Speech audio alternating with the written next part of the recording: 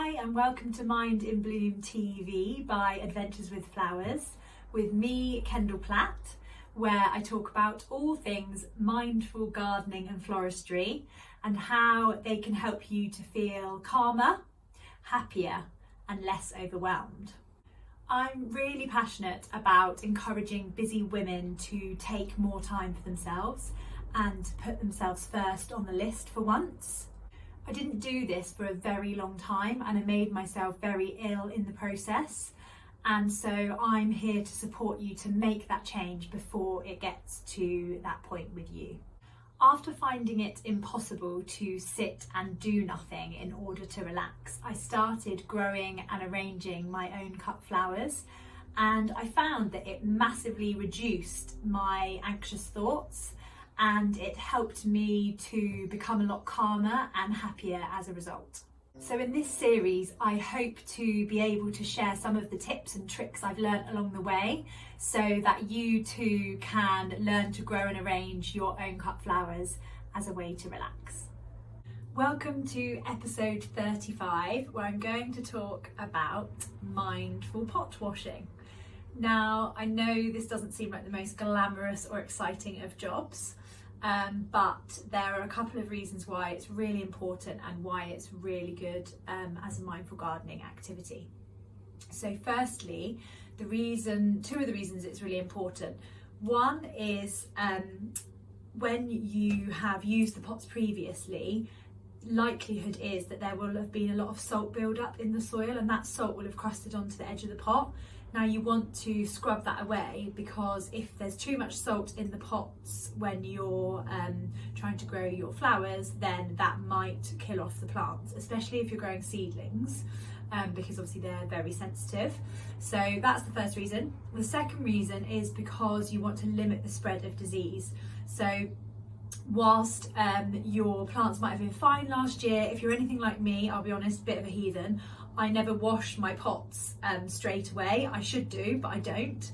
And that is just because I'm so busy during the growing season that my seedlings get taken out, potted on, and then they just get left.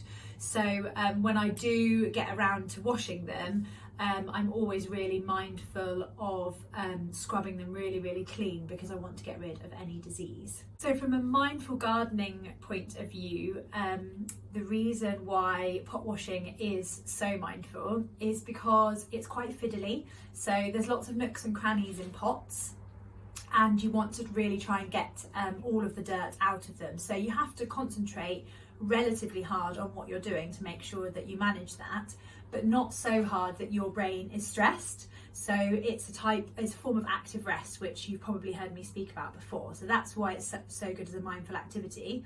There's a couple of other reasons. It's quite satisfying if you've got a really messy seed tray or pots, they're covered in mud, and then you scrub them, spend a bit of time doing it, and then they're lovely and clean. So from my point of view, that, you know, I feel that I've achieved something there and something to be proud of. So that's another reason why it's so great.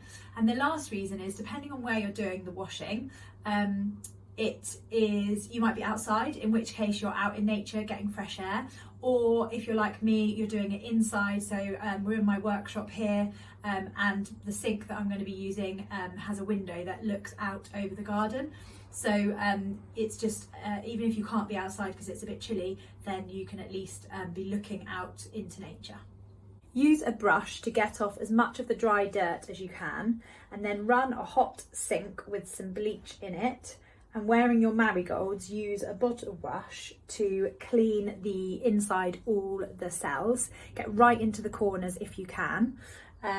Give it a quick rinse and then you're good to go. If you enjoyed the episode, please give it a thumbs up and subscribe so you will know when your next dose of mindful gardening and floristry advice has landed. I'd also love your help to share this series far and wide so we can help as many women as possible to feel calmer, happier and more like themselves.